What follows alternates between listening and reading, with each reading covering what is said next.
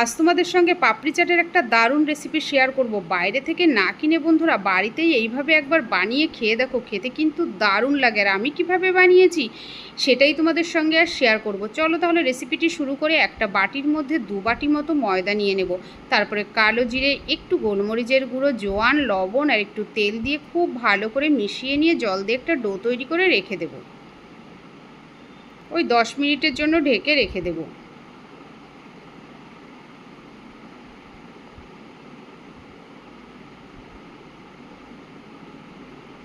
10 minute পর আবার একটু মেখে নেব। তারপরে রুটির মতো করে লেচি বের করে নেব।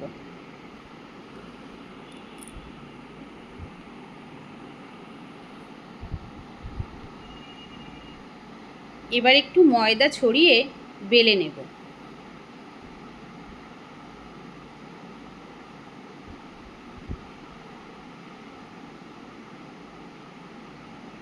তারপরে একটা কাঁটা চামচ দিয়ে একটু ছিদ্র করে নেব।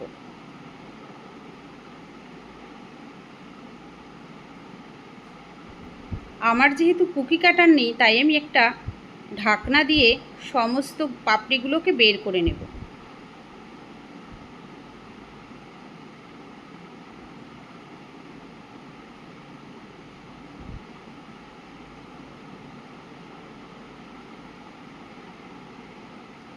এবার আগে থেকে আমি তেল বসিয়ে দিয়েছিলাম, গরম হয়েছে কিনা দেখে নিয়ে সমস্ত পাপড়িগুলোকে ভেজে নেব।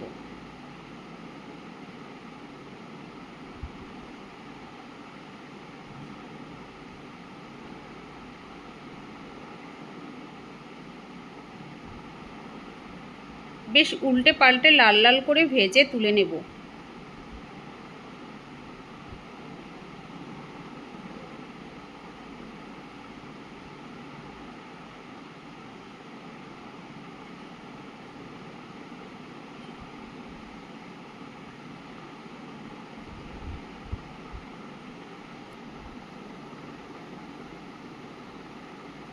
এবার একটা বাটির মধ্যে কিছুটা দই নিয়েছিলাম আর চিনি, একটু গোলমরিচ, লবণ দিয়ে আগে থেকে একটু ফেটিয়ে রেখেছিলাম।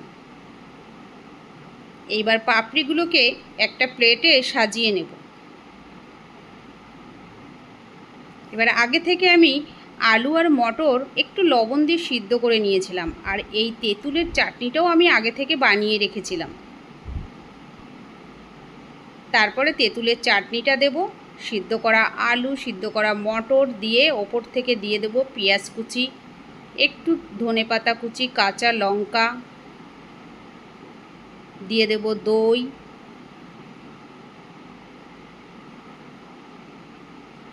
আগে থেকে একটা মশলা বানিয়ে রেখেছিলাম, সেটা হচ্ছে ধনে, জিরে, একটু শুকনো লঙ্কা, গোলমরিচ সমস্ত কিছু ভেজে গুঁড়ো করে নিয়েছিলাম, একটু মৌরি।